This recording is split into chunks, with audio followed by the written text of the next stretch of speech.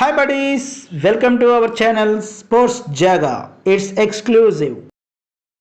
చండీగఢ్లో ముంబై పంజాబ్ మధ్య ఉత్కంఠభరితంగా జరిగిన మ్యాచ్ చివరి వరకు నువ్వా నేనా అన్నట్లు సాగింది. విజయం కోసం తీవ్రంగా పోటీ పడ్డ ఇరు జట్లు. మరి విజయం ఎవరిని వరించింది? ఎవరి ఆట ఎలా సాగిందో, మ్యాచ్ ఎన్ని మలుపులు తిరిగిందో ఇప్పుడు తెలుసుకుందాం రండి. పంజాబ్ టాస్ గెలిచి ఫీల్డింగ్ ఎంచుకుంది. ధావన్ గాయం నుండి ఇంకా కోలుకోకపోవడంతో శామ్ కరన్ పంజాబ్ని లీడ్ చేశాడు. మొదట బ్యాటింగ్ ప్రారంభించిన ముంబై ఇషాన్ కిషన్ త్వరగా అవుట్ అయినా రోహిత్ సూర్యాలు దూకుడుగా ఆడడంతో స్కోర్ బోర్డ్ పరుగులు పెట్టింది.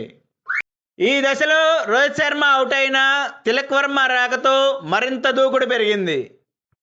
16 ఓవర్లకి 2 వికెట్ల నష్టానికి 148 పరుగులతో పటిష్ట స్థితిలో నిలిచింది ముంబై.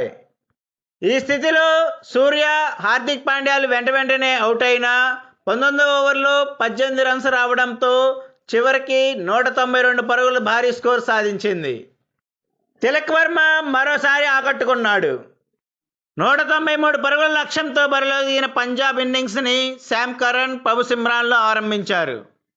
కానీ ముంబై బౌలర్లు బుమ్రా, కొయిట్జీల అద్భుత బౌలింగ్తో 2.1 ఓవర్లోనే 14 రన్స్కి 4 వికెట్లు కోల్పోయి పీకల్లోతు కష్టాల్లో పడింది పంజాబ్. ఈ పరిస్థితిలో శశాంక్ సింగ్, అశుతోష్ శర్మల జోడీ మరోసారి చెలరేగి ఆడారు. ముఖ్యంగా అశుతోష్ శర్మ విధ్వంసకర ఇన్నింగ్స్ ముందు ముంబై బౌలర్లు తెల్లబోయారు. మధ్వల్ వేసిన 16వ ఓవర్లో ఏకంగా 24 పరుగులు రాబట్టడంతో ఒక్కసారిగా మ్యాచ్ టర్న్ తీసుకుంది. ఈ దెబ్బతో ఈక్వేషన్స్ అన్నీ పంజాబ్కి అనుకూలంగా మారాయి.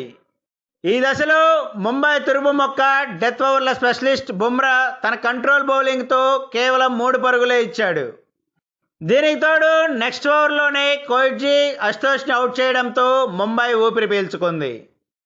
టైలెండర్స్ కూడా పోరాడడంతో మ్యాచ్ చివరి ఓవర్కి చేరింది.